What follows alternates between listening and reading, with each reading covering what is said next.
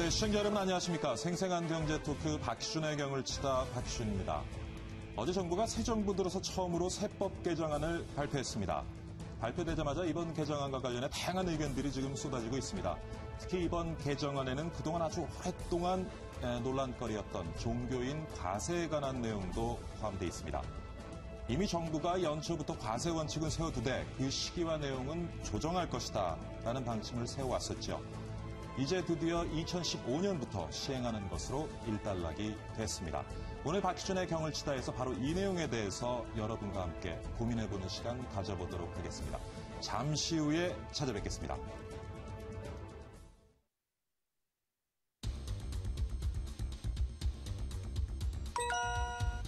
과세 방안을 마련하여 과세 사각지대를 해소하도록 하였습니다. 근데 원래 다른 종교인들도 다른 시민하고 다 같이 원래 세금 내는 거 아닌가요, 원래? 그만큼 소득을 얻었으면은 납세에 의무가 있지 않는가. 조세 형평의 원칙이란 게 모든 국민한테는 다 조세의 의무가 있는데 종교인이 얻는 어떤 수입과 그 수입을 지출하는 과정 자체가 투명하게 관리가 되지 않는다고 봅니다. 큰 규모의 성당이나 이런 종교 단체에 대해서는 좀 세금을 받아야 된다고 생각을 하는데 이게 규모에 따라서 좀 영세한 곳, 뭐 스님 한 분 계시는 그런 산속에 있는 절이나 그런 작은 규모에 대해서는 좀 세금을 걷는 게 맞는지 좀 기준을 세워서 좀 일정 기준 이상의 소득이 올리면 좀 세금을 받는 것으로 하면 좋을 것 같다고 생각합니다.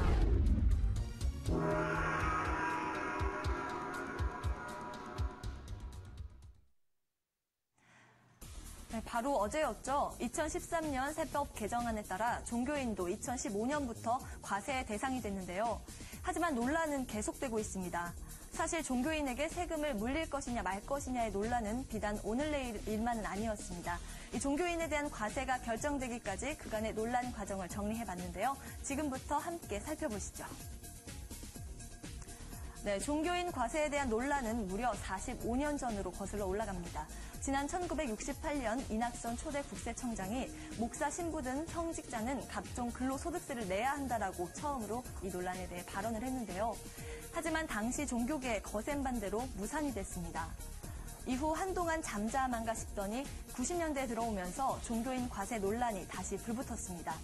이때도 역시 국세청에서 강제 징수를 할 의사가 없다고 발언하면서 논란이 가라앉았습니다.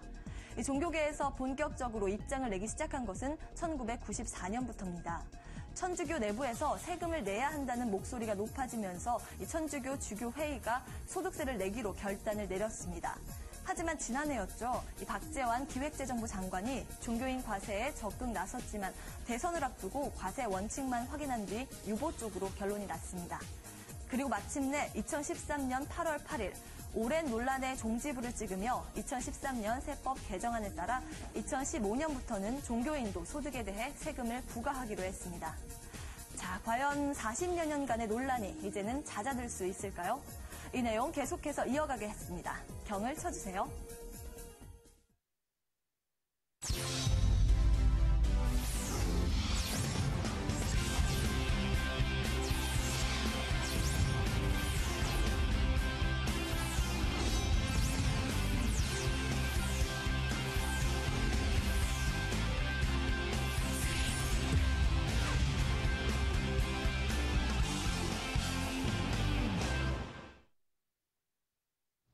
네, 45년 된 해묵은 과제, 종교인 과세 논란. 어제 발표된 개정안으로 과연 일단락된 것인지 앞으로 좀 지켜봐야 될 것 같습니다. 일단 여론의 반응은 매우 긍정적인 것 같습니다. 어떤 근거에 의한 통계인지 모르겠지만 국민의 한 65% 정도가 종교인 과세에 대해서 찬성하는 그런 모습을 보이고 있습니다. 요즘 이런 말 들어보신 분들 많으실 겁니다. 국민 개세주의, 발음을 좀 잘해야 될 것 같은데, 국민 개세주의. 무슨 얘기냐면 모든 국민은 세금을 내야 한다, 이런 의미죠. 이번 개정안은 바로 국민 개세주의 원칙 아래 세금에 예외는 없다는 정부의 확고한 어떤 방향성을 보여줬다라는 평가가 일단 나오고 있는 것 같습니다. 이와 관련해서 더욱 구체적이고 깊은 얘기들 오늘 이어가 보도록 하겠습니다. 오늘도 스튜디오에 귀한 두 분 모셨습니다. 인천대 경영학과의 홍기용 교수 나오셨고요. 한국교회 언론의 이병대 사무총장 나오셨습니다. 안녕하십니까, 교수님. 안녕하십니까. 목사님. 안녕하세요. 예. 자, 하여튼 오래된 과제이긴 합니다. 네. 근데 요번에 이제 종교인 과세에 대해서 요번 세법 개정안에 이제 내용이 포함되면서 약간 일단락되는 분위기인데 전반적인 어떤 내용이 좀 담겨져 있는지 교수님 네. 짚어봐 주시죠. 네. 예. 요번에 참 오래간만에 종교인에게 발생하는 소득에 대해서 예.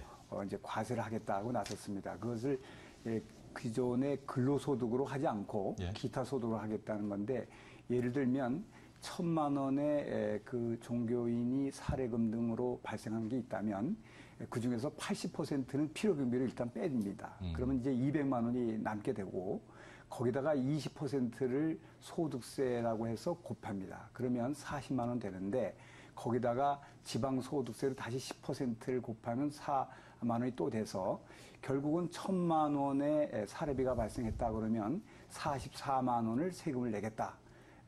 함께 1억 원이면 어떻겠느냐. 440만 원을 내면 된다. 이런 식으로 바꾸겠습니다. 예. 이번에 세법 개정안에 담긴 내용들을 이제 교수님 쭉 살펴봐 주셨는데 네. 교수님은 어떤 입장을 좀 가지고 계세요? 네, 그 종교인 분들이 여러 가지 신성한 사역을 담당하신다는 의미에서 저희들이 존경하고 그분들의 활동에 대해서 우리가 많은 분들이 이해하고 있습니다. 다만 우리가 대한민국 헌법에 보면 그 정치와 또 이런 이 종교는 분리되어 있는 것이고 예. 또 모든 국민은 그 납세 의무가 지도록 헌법에 있기 때문에 가능한 한 예외 없이 모든 국민이면 세금을 내야 한다 하는 측면에서 봤을 때 이번 그 조치 개편안은 바람직한 방향이다 타당하다고 이렇게 보시는 거죠? 생각을 하고 있습니다. 목사님께서 어떤 의견을 가지고 계십니까? 네, 이번에 기재부 발표가 예. 종교인의 이제 특수성을 고려해주면서 많은 고민을 하다가 되는 좋은 정책은 아니고 궁여지책인 것 같습니다. 궁여지책이요. 어떤 점에서 궁여지책이라고 보십니까? 그렇지만 일단 예. 우리가 이제 환영을 하고요. 단지 종교인에 대한 용어 정의가 잘못되어 있다고 저희들이 보고요. 또 이왕이면은 종교인이라는 그 정의 자체가 지금 잘못되어 있다. 네, 어떻게 그렇죠. 잘못되어 있다고 보시는지? 네, 우리나라 인구의 55.6%가 종교인이라고 하는데 우리 성직자와 일반 성도들과의 관계를 분리하지 않고 예. 그냥 같이 뭉뚱그려서 이렇게 하게 되니까 그러니까 성직자 과세가 좀 더 정확한 표현이라는 그렇죠. 말씀이시죠? 네, 성직자 예. 과세를 해주셨으면 좋겠다는 의미이고요. 그런 부분에서 좀 성직자분들 자존심이 좀 상하셨을 수도 있으실 것 같아요. 사실은 그것 때문에 싸움하는 거죠. 아, 그것 때문입니까? 네. 예. 이 성직자들은 자존심을 먹고 살지 않습니까, 사실은. 예. 그런데 그거를 갖다가 종교인으로 폄하를 해버리면 물론 세법상 그렇게 돼 있다고 하지만 이거는 성직자들의 자존심 문제죠.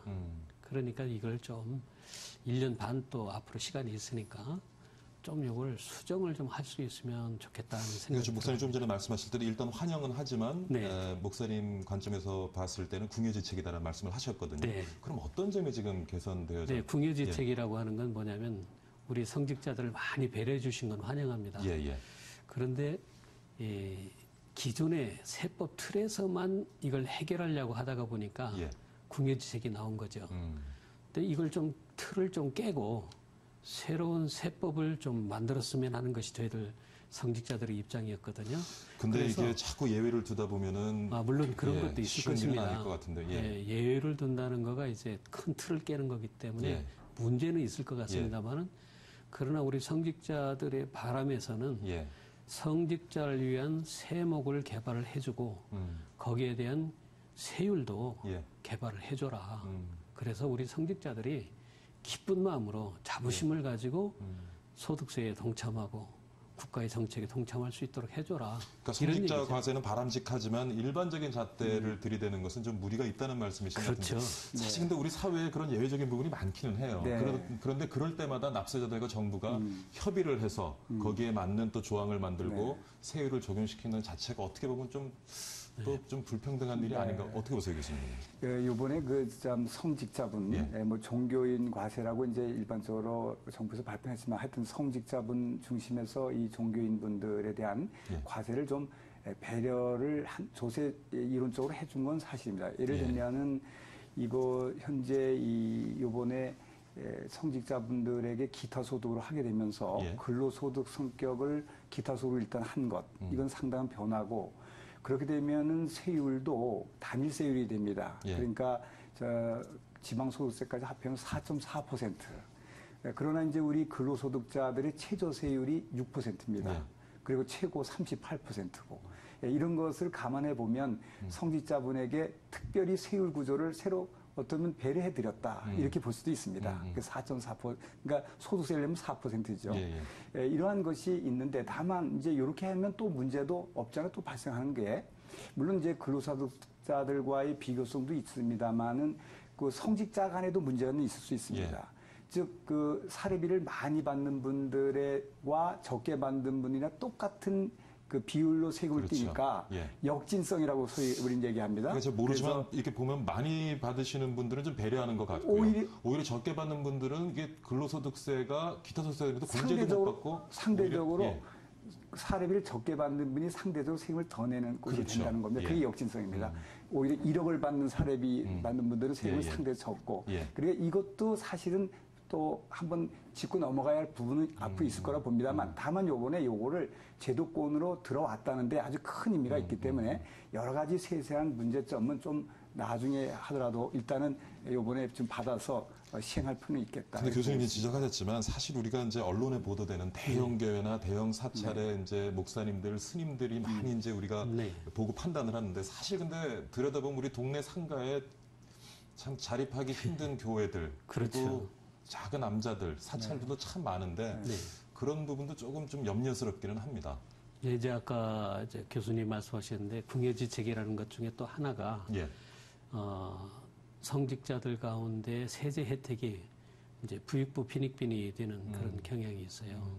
그리고 이제 근로자와의 형평성 문제도 있고, 사실은 이런 불편한 그 불평을 예. 우리 성직자들이 듣고 세금을 낸다는 게 조금 불편합니다, 마음이.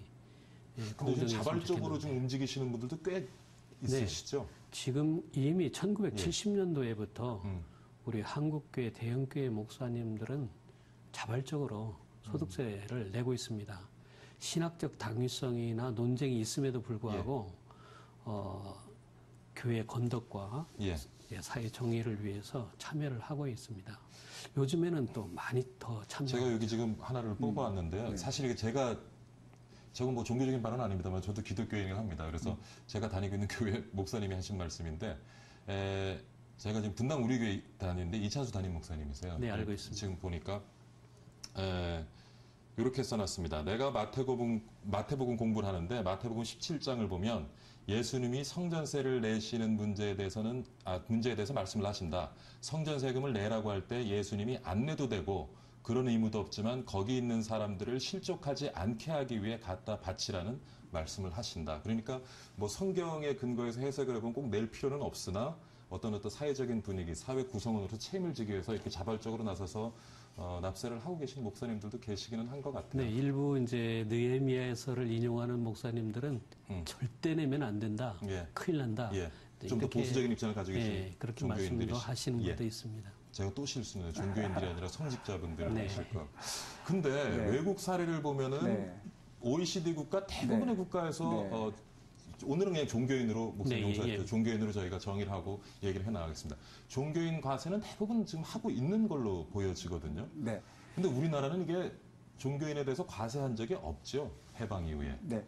지금까지 공식적으로, 물론 현재 세법 구조로 보면 예. 법률에서는 그 과세하는데 아무런 문제는 없습니다. 네. 그러나 관행적 관습법이라는 게 있기 예, 예. 때문에 이러한 것들이 비과세 대상도 아닙니다. 이 예, 비과세 대상이 되려고 그러면 소득세법은 요런 것만 비과세된다고 열거가 되어져 있어야 되는데, 그렇다고 종교인에 대한 것은 비과세한다는 말도 없기 때문에 그러니까 관행적으로 아닌 거군요. 거예요. 그러니까 예. 결국 관습법적으로 예. 돼버린 거죠. 예, 예. 이렇게 해서 왔기 때문에 세법상으로는 과세 대상이지만 실제 안 해왔을 뿐이다. 예. 그래서 지금까지 한 번도 실제로 정부가 안 냈다고 내라고 한 적은 없다. 다만 바로 말씀하신 것처럼 자진해서 내시는 분들은 각 종파별로 또 다릅니다만 해왔다. 상당수가. 이런 정도로 지금 오고, 외국 말씀하셨는데 미국이나 예. 다른 OECD 국가의 대부분은 뭐 당연히 지금 세금을 내고 필요한 회계 정보도 예. 이렇게 공개가 되고 이런 예. 면이 있다 이렇게 말씀을 드릴 수 있겠습니다. 그렇군. 모르겠어요. 제가 어떤 기사를 봤는데 뭐 이게 네. 맞는 얘기인지 모르겠어요. 제가 확인 한번 해보겠습니다. 일제 시대 때, 일제 강점기 때 이제 일부 목사님들이 변절을 하시면서 네. 일제 치하에서 그 일본 그 총독부하고 네. 협상을 하는 과정에서 변절을 하는 대신에 그 보상으로 어떤 납세를 하지 뭐 이런 얘기도 있는데 그게 사실입니까? 뭐 그 이후로 이제 간섭적으로 이어져 와서 지금까지도 종교인은 납세를 하지 않는 그건 검증되지 않은 얘기 같은데요. 그냥 네. 얘기군요. 예, 알겠습니다. 근데 사실 이제 이번에 종교인 납세도 납세지만 사실 뭐 모르겠습니다. 교수님, 목사님 알고 계신지 모르겠지만 요즘 뭐 뜨거운 얘기 중에 하나가 차영주의즘 막장 드라마 얘기입니다. 네. 누군지 아세요? 차영이? 제가 아십니까? 얘기하기는 좀 거북하고. 예, 뭐 설명 좀 해주시죠.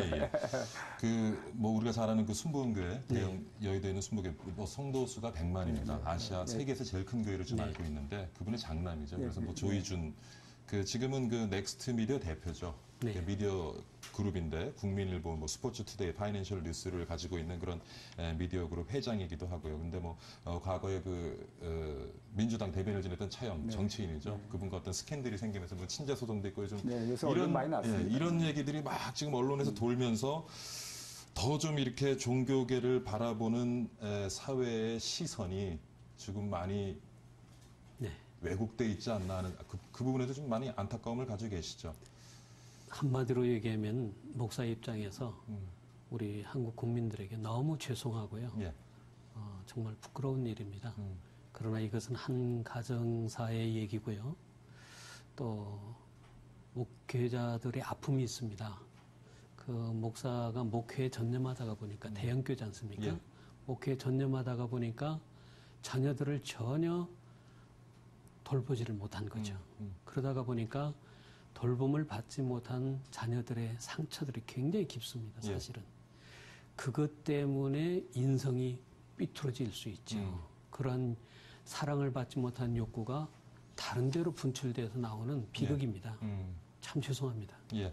근데 제가 이제 좀 여쭙고 싶은 얘기는 그 넥스트 미디어의 형성 과정이라든가 성장 과정에 순복음교회에 많은 자금이 흘러 들어간 뭐 정황도 포착되어져서 이번에 조영기 목사님이 또 이제 그 형을 받기도 하고 했는데 지금 제대로 된 어떤 우리 특히 이제 대형교회 얘기입니다. 아까도 말씀드렸지만 아직 자립도가 없는 상가에 자그마한 진짜 힘들게 개척교회 하시는 분들 그리고 남자에서 뭐 수행하시는 분들 얘기는 아니고요. 일부 대형교회 얘기임을 분명히 말씀을 드리면서 근데 일부이긴 하지만 근데 이제 규모가 크다 보니까 전체 종교계에서 차지하는 비중은 굉장히 클 수밖에 없고요. 그런데 제대로 된 투명한 회계 시스템을 가지고 있지 못함으로 해서 지금 이런저런 문제들이 생겨나고 있고 거기에 대해서 우리 국민들은 굉장히 많은 반감을 가지고 있는 것 같습니다. 네, 의혹이 있을 수는 있습니다.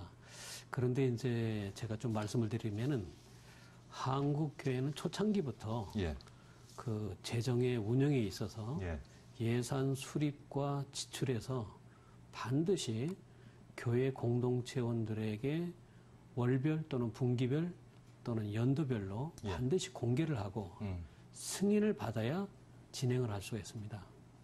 때문에 교회 재정의 투명성을 가지고 이제 아까 사회자님께서 말씀하신 것처럼 그런 우려를 하는데 사실은 그런 것들이 하나의 의혹이지 우리 교회 재정 내에서 운영에서는 전혀 문제가 없는 것입니다. 왜냐하면 넥스트 미디어에 순복음교회에서 어떤 지출을 했다고 해서 그것이 음성적으로 지출된 것이 아니고 당회 결의와 재직교회 결의에 의해서 지출된 거기 때문에 그것은 문제가 될 것은 없습니다. 자, 그런데 합법적이긴 하지만 넥스 미디어에 이제 그를 왜 그러면 교회가 그런 걸 설립했느냐? 교회가 스포츠 신문을 왜 해야 되는지 저는 이해가 잘 안 네, 갑니다. 이제 그런 문제가 생길 수 있습니다. 우리나라에는 이제 이 정부가 직접 할 수 있는 일이 있고 그 이외에는 이제 공익성을 이제 정부가 하는 게 있고 공익성 업무라도 이제 비영리 기관 같은 곳에서 이제 위탁식으로 해서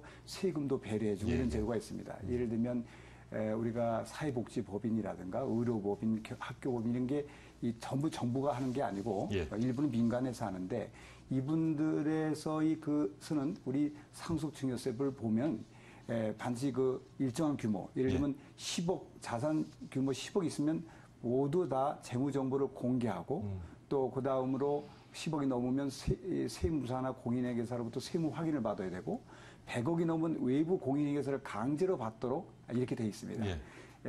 안타깝게도 이 종교법인만 아주 예외적으로 요 법인만 지금 종교와 관련된 것만 이런 제도가 없어요.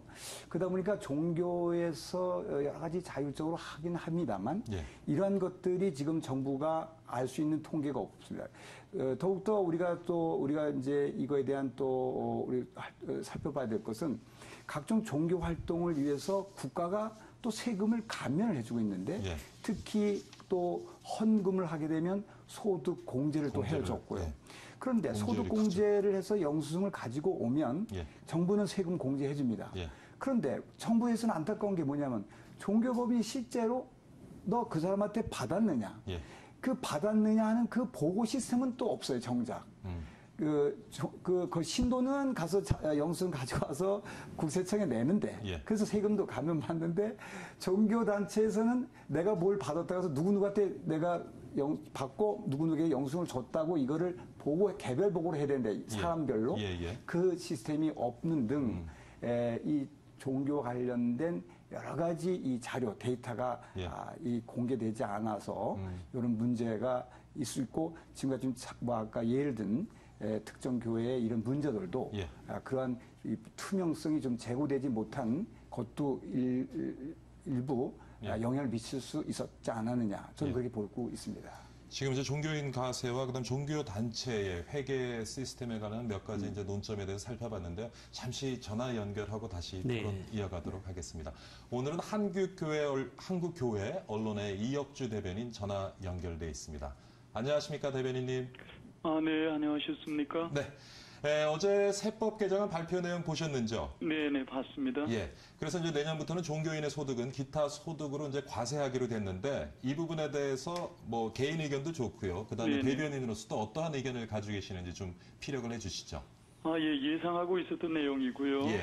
그동안 정부가 방법, 시기에 대해서 여론 수렴과 함께 이제 꾸준히 준비해온 것을 이렇게 지금 분석하고 있어요. 먼저 환영한다는 말씀을 드릴 수 있어요. 왜 그런가 하면 종교인들에 대해서 전면적으로 실시한다면 그동안 이제 세금 안 내는 것들 이런 막말을 듣지 않아도 될 것이에요.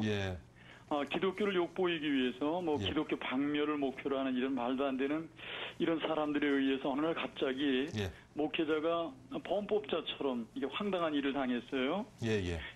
국민들께서도 오해가 있으셨을 것이고요. 뭐 과세 그런 말도 없다가 벼랑간 세금 안 내는 자들 이렇게 돼 있기 때문에 지금 법대로 정부가 잘 해주리라고 생각을 하고 있습니다. 다만 이제 저희들이 제기한 문제점 두 가지가 다 충족이 됐으면 좋겠다는 건데요. 근로소득에 대한 것에 대한 거는 이제 문제를 제기하고 있는 건데 뭐 근로소득세든 무슨 소득세든 내면 되지 그러는데 그건 아니거든요. 왜 그런가 하면 목회자 근로소득이라고 그러면 목회자들이 그 존재의에 대한 문제거든요. 사회적인 부름이 있었는가 신적인 부름에 의한 건가. 저희들은 신적인 부름에 의하기 때문에 근로라든가 노동을 경시하는 건 절대 아닙니다. 그래서 기타 소득세로 이렇게 한 것 같은데요. 그럼 일단 뭐 다른 것이 없다면 괜찮다고 생각을 하고요. 기존의 그 틀 안에서 기타 소득세로 정의된 것은 찬성을 하시는 거고요. 받아들이겠습니다. 그다음에 또 한 가지는 이제 국민 모두는 그 납세 의무를 갖지 않습니까? 그러면 이제 그 세금을 모두 소득이 있는 곳에 세금을 납부하겠다 그러면 조세정의 아니겠어요? 그럼 뭐 조세정의에 대해서 환영하고요. 그런데 한 가지 중요한 것은 종교인이라고 하는 이 직업군으로 묶어놓기 때문에 목회자들이 뭐 어떤 그 혜택이라든가 이런 전혀 그런 게 없어요. 불이익만 있죠. 그런데 이제 목회자들에게 또 성직자들에게 종교인에게 이제 세금을 받으면 아주 가난한 그 성직자들 목회자들에게도 그 정부에서 혜택을 줘야 되지 않겠는가. 이게 저희는 사회정의라고 얘기를 합니다. 이게 작년 제가 8월 달로 기억합니다만은 기재부 조색과장이 나와서 저희들의 이런 요구에 대해서 정부가 그런 방향으로 갈 거라고 확답을 하고 갔어요. 예. 예, 그 조세 정의를 하는 것은 환영하고 그 대신 이 세금에 있어서 사회 정의를 함께 실현해달라 그런 부탁을 했습니다. 그렇군요. 아무래도 좀 기타 소득이 적은 그런 성직자들에 대해서 세율을 달리한다든지 해서 조금 혜택이 돌아가도록 하는 것이 필요하겠다. 그 말씀을 하시는 거죠? 그런 것도 있고요. 예. 전혀 소득이 거의 없는 분들도 있어요. 예. 저희가 정확한 그 데이터는 가지고 있을 수가 없습니다만 워낙 다양하기 때문에요. 예. 80% 이상은 뭐 세금을 낼 수도 없을 뿐더러 그 중에서 전체에서 약 20% 정도는 최극빈층의 그 소득이 될 겁니다. 네, 그렇게 보고 있습니다. 그분들에게도 보전 대책을 해줘야 조세 정의와 함께 사회 정의가 되는 거 아니냐 이렇게 이제 요구를 하고 있죠.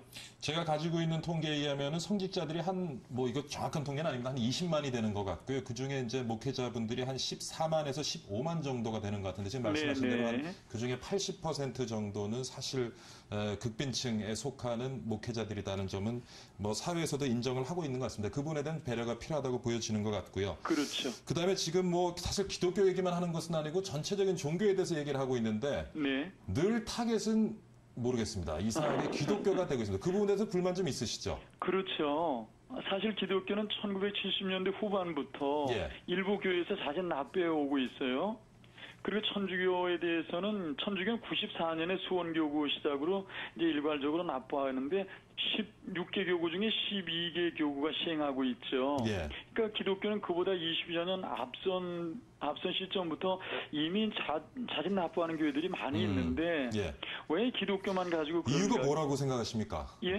이유가 뭐라고 보세요? 그것은 기독교를 싫어하는 사람들. 왜 싫어한다고 보십니까? 그거는 좀 뭐 다른 문제입니다만은 기독교 박멸, 기독교 없는 세상을 만들자 이런 아주 안티라 그럴까요? 그런 사람들이 많이 활동하고 있죠. 그래서 그게 아무래도 최근에 그 대형교회에서 어떤 잘못된 좀 행태가 그런 어떤 우리 국민들의 시각을 만들어낸 것이 아닌가 생각을 하는데 이번에 종교인뿐만 아니라 종교 단체에 대한 과세 논란이 아직도 진행이 되고 있고요. 그렇습니다. 이 부분에 대해서는 어떤 의견 가지고 계십니까? 다른 종교에 대해서도 저희들이 뭐 크게 아는 건 없습니다만은 제가 말씀드리고 싶은 것은 특별히 무속인들에 대한 거를 좀 다뤄주셨으면 하는 생각이 있습니다. 무속인에 대한 것이요? 뭐 30만에서 60만, 70만까지 얘기를 하는데요. 뭐 종교 단체는 그 단체의 공동체원들이 운영하지 않습니까? 근데 여기는 개인들 수입으로 그냥 쓰고 있는 거죠. 이런 거에 대해서도 조세 정의를 같이 했으면 좋겠다 그렇게 생각을 합니다. 오늘 전화 연결 감사드립니다. 이혁주 한국교회 언론의 대변인과 함께 이번에 종교인 과세에 대해서 같이 의견 한번 나눠봤습니다. 감사드립니다. 네, 고맙습니다. 전화 한 통 더 연결해보고 지금 하실 말씀 많으시죠? 전화 연결 중에도 계속 지금 전화 한 통 더 연결해보겠습니다. 이번에는 총신대 신학대학원 문병우 교수 전화 연결해보겠습니다. 안녕하십니까, 교수님? 예, 안녕하십니까? 네, 전화 연결 감사드립니다. 예, 수고 많으십니다. 네, 이번 세법 개정안에 대해서 어떤 생각 가지고 계십니까? 예, 많은 고민한 흔적이 있다고 여겨집니다. 그동안 논의를 통해서 제 자신은 좀 반대했던 그런 입장이었는데요. 좀 더 근본적인 그런 고려가 있어야 되지 않았느냐. 왜 그동안 반대를 하셨습니까, 교수님? 그동안 반대를 하는 입장을 견지해 오셨는데 가장 큰 이유가 무엇이었는지요? 저는 이 종교에 대한 어떤 자유 문제라든지 이런 것들이 너무 뭐뭐로부터의 어떤 그런 소극적인 자유가 아니라 어떤 목적을 이루기 위한 그게 헌법 정신이라고 여기거든요. 그렇기 때문에 종교인도 국민 계세주의나 조세 법률주의 물론 그게 헌법적 정신이지만은 종교의 자유는 그 연원에 있어서 너머에 있거든요. 그래서 좀 종교를 적극적으로 오히려 보호하고 또 종교의 고유한 어떤 성기능 이런 것을 이 시대에 좀 이렇게 고양시키는 그런 부분이 오히려 필요하지 않았느냐. 오늘날 사회가 너무 이런 부분에 있어서 취약하고 너무 세속적이고 그런 측면에서 실제로 세수 행정에 큰 도움도 되지 않고는 말입니다. 이런 면에서 좀 그런 것은 내심 기대했었는데 너무 일련의 논의를 이렇게 지켜보면서 조금 정치 논리가 강하지 않으냐 고육지책이라는 생각은 들지만은요. 그런 감을 제가 지울 수가 없습니다. 그러니까 근본 취지에 대해서는 뭐 환영을 하지만은 이게 정치적인 접근에 의해서 이런 결정이 난 것에 대해서는 조금 반대 입장을 가진 교수님 저기 이렇게 자료를 보니까요. 교수님 하신 말씀 중에 국가재정 확보나 세무 행정 효율성 차원에서 논란되는 것이 굉장히 아쉽다. 그보다 먼저 종교가 본연의 기능을 다할 수 있는 여건을 조성하고 사회가 그것을 보장하는 것이 필요하다라는 주장을 늘 해오신 것으로 알고 있습니다. 예. 예. 그래서 금방도 제가 말씀을 드렸지만은 어쨌든 저는 뭐 이렇게 정책을 지금 시행하는 것 자체에 대해서 뭐 환영한다기보다 아까도 말씀을 드렸지만 전체적으로 지금 우리 정부가 조금 세금을 늘리는 어떤 그런 그 정책을 가지고 있지 않습니까? 그 가운데서 이루어졌는데 일단 이렇게 된 차제에 실제로 이 세원 파악 같은 것을 또 정확하게 해야 될 거고요. 실제로 과세 대상은 뭐 불과 3-4% 제가 생각하기에로 그 정도도 이제 되지 않을 것입니다. 그리고 이것을 지금 기타 소득으로 이렇게 잡았는데요. 이것도 단지 명목상으로만 이렇게 떠밀려서 여론에 떠밀려서 지금 뭐 근로소득으로 보지 않고 기타 소득으로 했다 그러는데 이런 뭐 그 말씀들이 있는데 이것은 좀 제가 봐서는 그 국가 행정상 좀 잘못된 것 같고요. 진짜 이 소득 자체에 대한 어떤 그런 그 인식이 있어야 되겠다. 그런 생각이 들고 어쨌든 가세하는 이런 과정에서 또 다른 어떤 그 종교 활동이나 이런 것들에 대한 인식을 달리해서 어떤 세금 공제라든지 이런 것도 좀 늘려야 되고 제가 말씀드리는 것은 사실상 국가에서는 그 교회를 어떤 뭐 혹은 종교인을 세금을 거둬야 되는 세원 이렇게만 생각하지만은 종교 지도자들이나 소위 성직자들은 그렇게 보지 않거든요. 항상 그 국가에서 요구하는 이상을 대사회적으로나 또 사람들에게 이렇게 봉사하려는 그런 마음이 있거든요. 이것은 진실이란 말이에요. 그럼 이런 것들을 어떤 적점을 찾아내는 어떤 그런 노력이 필요하지 않은가. 너무 일방적으로 세금을 내야 될 하나의 그 국민이다. 물론 그 틀린 말은 아니지만은 사실 종교의 자유가 필요가 없거든요. 그런 취지입니다. 오늘 문병호 총신대 신학대학원 교수와 함께 세법 개정안에 포함된 종교인 과세에 대해서 같이 한번 고민해보는 시간 가졌습니다. 교수님 오늘 방학 중이시죠 지금? 예, 그렇습니다. 네, 그런데도 뭐 전화 연결 오늘 감사드립니다. 예, 감사합니다. 네. 교수님 지금 뭐 전화 인터뷰 중에 계속 지금 입을 막 번긋번긋 하시는데 말씀하시죠 이제 기회 드리겠습니다. 지금 그 우리 성직자분들은 좀 특별한 지위에 있는 건 또 사실이에요. 그거는 우리 사회가 인정해야 될 것 사회 같습니다. 인정하고요. 그분들의 그 노고 또 역할 이런 것도 우리 함께 해야 될 필요가 있다고 봅니다. 그래서 뭐 요번에 이 세제 개편에서 무슨 엄청난 세금을 걷어들이려고 하는 건 아니고요. 정부에서는 그걸 해봐야 100억 내지 1000억 이내라고 얘기를 합니다. 다만 지금 그 전화 인터뷰에서도 말씀하신 것처럼 한 80-90%가 아주 열악한 그 수준에 있다고 이렇게 됩니다. 다만 우리나라에서는 그 이 저소득층에 대해서는 오히려 세금을 돌려주는 제도가 있습니다. 그 소위 그걸 근로장려세제라는 게 있습니다. 그런 측면에서 봤을 때는 그 근로장려세제는 근로한자에 한해서만 이 세금을 돌려준다는 것입니다. 그 부분에 대해서는 또 혜택을 못 받게 되는 거죠. 근데 이제 요번에 하여튼 오늘 이 시점에 요번 세제 개편안으로 보면 기타 소득이 됨으로써 근로자가 아닌 거로 되는 거죠. 근로소득자가 아닌 거가 되고 그렇게 돼서 그렇게 되면 근로소득 공제를 근로장려세제에서 상당수 연 최대 200만 원까지 돌려받을 수 있는 거를 요번에 할 수는 없겠죠. 그래서 이런 것도 포함해서 하는데 원래 이게 기타소득이라는 우리 성격은 뭐냐면 주 활동 이외에서 벌어들인 거를 기타소득이라는 거거든요. 근데 요번에 종교인에게는 주 활동이 빠져버린 거예요. 그러니까 주 활동으로 얻은 사례비인데도 불구하고 주 활동이 아닌 돈으로 지금 세법상 처리가 되고 있어서 결국은 주 활동은 사실은 저희들 보기에는 근로와 진배 없는데 그래서 근로장려세제로 해서 지금까지 열악한 분에게 돈을 돌려주는 게 응당맞을 것 같은데 이번에 기타소득으로 일단 됨으로써 그러한 그 기회는 아직 없고 새로운 제도를 만들지 않는 한 그런 맹점도 있다. 이렇게 말씀을 드릴 수가 있습니다. 아까 말씀하시죠. 네, 그 근로장려세제를 말씀드렸는데 참 자존심 상하는 얘기예요. 왜냐하면 근로장려세제라는 게 연간 최대 200만 원이거든요. 그런데 그것을 타기 위해서는 서류 자체가 굉장히 복잡하고요. 또 심사 자체가 호락호락하지 않습니다. 그런데 우리 목사님들은요, 빈소대다가 물을 붓고 불을 떼서 연기를 피울 망정 남에게 나 배고픕니다 이 소리 못 하거든요. 지금 우리 현재 목사님들이 빈곤층에 있는 목사님들이 구청 사회과에 가가지고 사회복지 혜택 신청할 수 있습니다.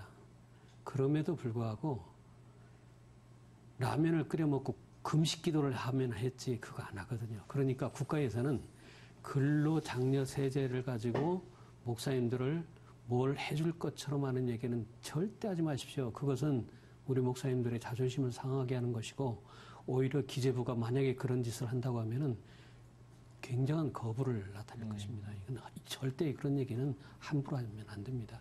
차라리 목사님들에게 어떤 다른 복지 혜택을 좀 줘야 되겠다는 이런 걸 해야지요. 근로장려세제라는 건 이건 목사를 근로자로 보고 하겠다는 거거든요. 그건 목사를 완전히 깔아뭉개는 겁니다. 이건 안 됩니다. 그 대해서는 저희가 이제 물론 이제 지금 말씀하는 걸 충분히 이해하고 이제 저도 그렇게 참 그 처신하신 것에 대해서 존경스럽고요. 네, 그렇게 되는데 다만 이것이 이제 또 한 가지가 우리가 볼 거는 이 성직자라는 건 한국의 성직자와 외국의 성직자가 다를 수 있느냐. 즉 외국의 성직자분들은 세금을 다 내고 이런 여러 가지 근로소득 같은 걸 내고 있는데 우리나라에 있는 성직자분은 왜 이게 근로소득이 아니라고 주장을 하느냐 하는 거에 대한 논리적 제시에 대한 일반인들의 이해가 충분하지 않다.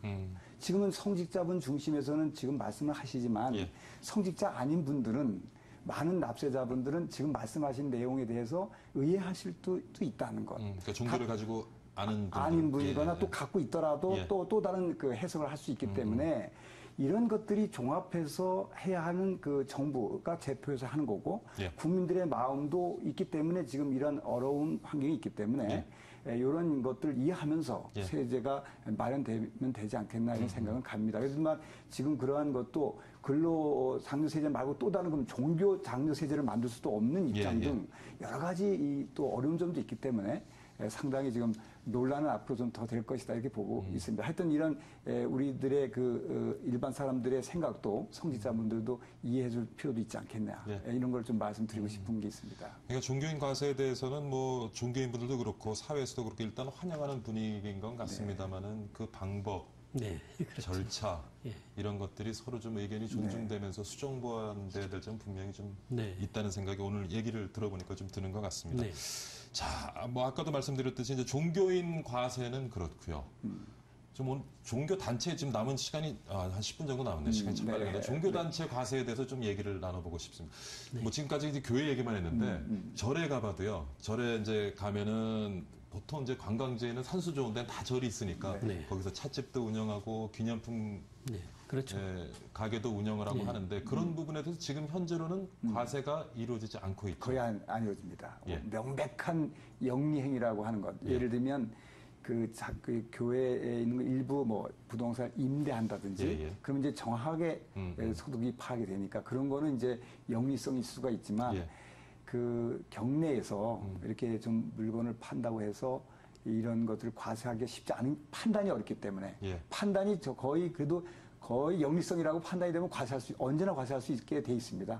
시스템으로는. 그러니까 실제로는 그 논란이 돼서 실제 과세권자가 섣불리 과세하지 못하고 있는 형편에 있는 거고 그래서 이 종교법인에 대해서는 재산을 취득하고 보유하고 처분하는 과정에도 세금이 하나도 없고 또 물건을 사고 파는 과정에서도 일반적인 뭐 여러 가지 부품이나 이런 데서도 면세 단체이기 때문에 세금과는 좀 전혀 등져 있는 그런 상태. 다만 이러한 종교 단체가 다만 거기는 그 성직자는 지금 그렇다 하더라도 직원이 있어요.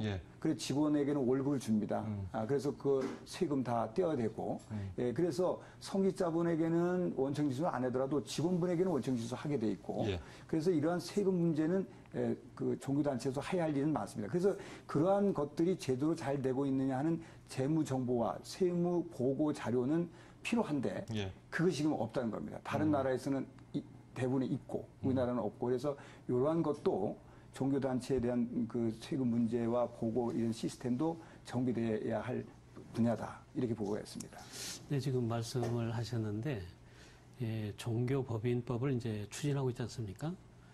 종교법인법을 추진하고자 하는 것은 종교계의 지하경제를 양성화시키겠다고 하는 박근혜 정부의 그 일념이거든요. 사실 현 정부에서 그런 시각이 있죠. 네. 예, 종교계는 지하경제 가장 큰 부분으로 네, 또 보는 그 시각이 부분을 있습니다. 지금 터치를 하려고 하는데 예. 이제 물론 종교계의 잘못도 있습니다. 이게 구분 그 회계를 해야 되는데 저는 뭐 전문가가 아니니까 그 구분 회계에 대해서 제가 좀 말씀을 드리는데 교회 재정과 영리 사업을 통해서 얻어지는 그 수입을 분리해서 해야 되는데 일부 종교 그 단체들이 이거를 그냥 합산해가지고 짬뽕해서 그냥 하거든요. 그러다가 보니까 국가에서는 과세를 해야 될 부분에 대해서 과세를 못하게 되는 거죠. 예. 한마디로 얘기하면 이제 탈세가 되는 범위가 나오게 되는 거죠. 이제 요거 한 가지 하고 그 다음에 이제 우리 그동안에 교회나 다른 종단에서도 그렇습니다만은 조금 잘못된 관행이 있었어요. 예. 솔직히 말씀드리면 이제 세무 신고하는 게 귀찮고 자료 내는 게 귀찮으니까 물품을 거래하면서 아까 지금 교수님께서는 물품 거래할 때 면세라고 그랬는데 70년대에는 그게 있었습니다. 그런 혜택이 있었어요. 그런데 부가가치세가 발효되면서부터는 그 혜택이 싹 사라져 버렸습니다. 예. 그래서 교회도 물품에 대한 면세가 혜택이 없습니다. 그런데 지금 교회들을 보면은 이제 잘하는 교회도 많습니다만 이제 세금 계산서를 수수를 안 하고 간이 영수증만 받아가지고 재정 처리를 하시는 교회들이 있거든요. 이제 이런 문제에서 국가에서는 교회가 업자들의 탈세를 봐주고 있다 이런 생각을 하시는 것 같아요. 그래서 요거에 대해서 이제 저희들이 좀 시정을 해야 되겠고요. 다만 한국 교회 쪽에서 얘기를 하면은 재정의 투명성과 공정성을 확보하고 있고 또 요즘과 같은 경우에는요. 세무법인이나 회계법인에게 이 감사를 의뢰합니다. 재정 처리를. 그래서 세무법인이나 회계법인에서 세법에 합당하게 맞도록 장부를 만들고 있거든요. 왜냐하면 이제 분당 이제 중앙교회 같은 경우에 내분을 겪으면서 뭐 재정 공개를 했더니 막 3,200여 항목이 막 고소가 들어왔거든요. 그게 다 무죄 판결로 났지 않습니까? 그럼에도 불구하고 여전히 이 한쪽에서는 의심을 가지고 있는 거예요. 그러니까 제가 말씀드리고 싶은 거는 재정의 투명성은 교회만큼 가지고 있는 그런 게 없으니까 제발 정부에서는 한국 교회를 지하 경제의 대상으로만 보지 말고 아까 좀 전에 말씀드린 것처럼 세금 계산서 수수 문제는 계도를 해나가면 됩니다. 그 면세단체 부가세법상 면세단체인 거는 사실 그 종교법이나 국가나 아까 말씀하신 거는 이제 살 때 부가세를 일단 내는 거는 냅니다. 이 면세단체라는 거는 용역을 제공할 때 면세냐니까 이 법적으로는 면세단체가 맞고요. 국가도 살 때는 부가세 다 냅니다. 그러니까 그것면은 그러고 일본 같은 경우는 이제 종교법인법이 있습니다. 그래서 모든 정보를 전부 등록해야 되고 법인인 경우에 등록하고 모든 재무 정보를 공개하고 제출하고 해야 됩니다.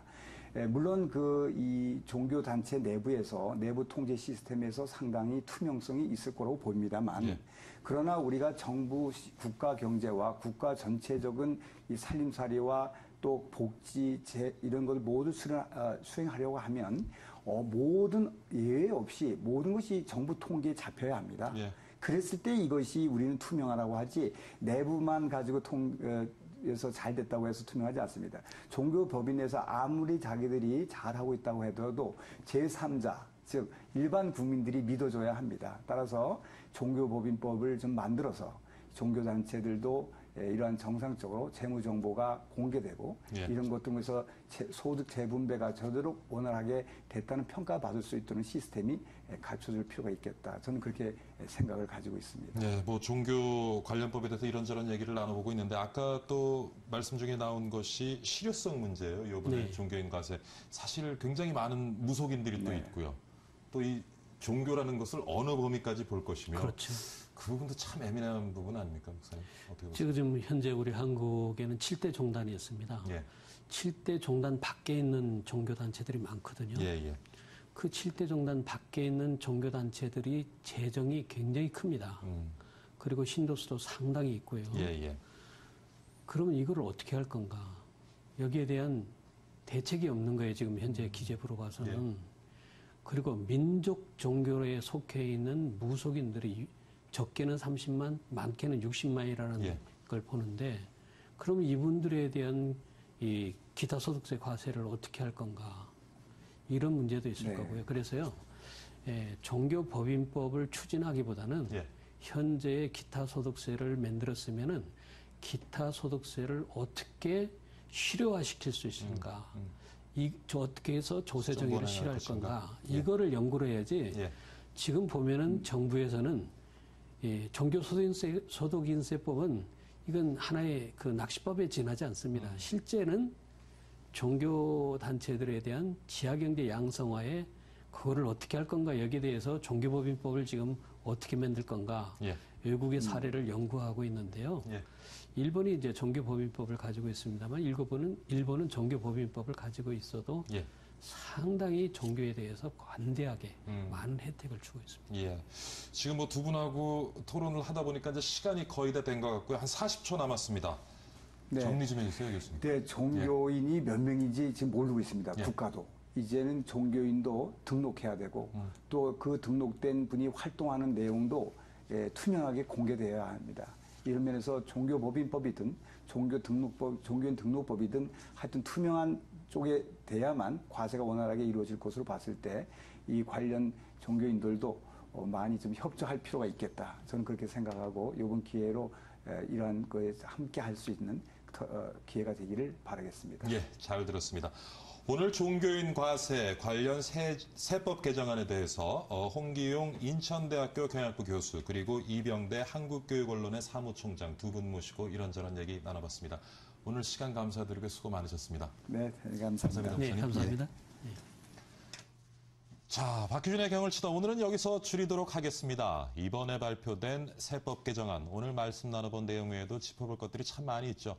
안 그래도 좀 통더위에 몸살 앓는데 이번 세법 개정안으로 열이 나고 더워진 분들도 많을 것 같습니다. 월급쟁이들의 투명 지갑이 그나마 더 얇아지는 거 아니냐 하는 걱정도 지금 쏟아지고 있죠.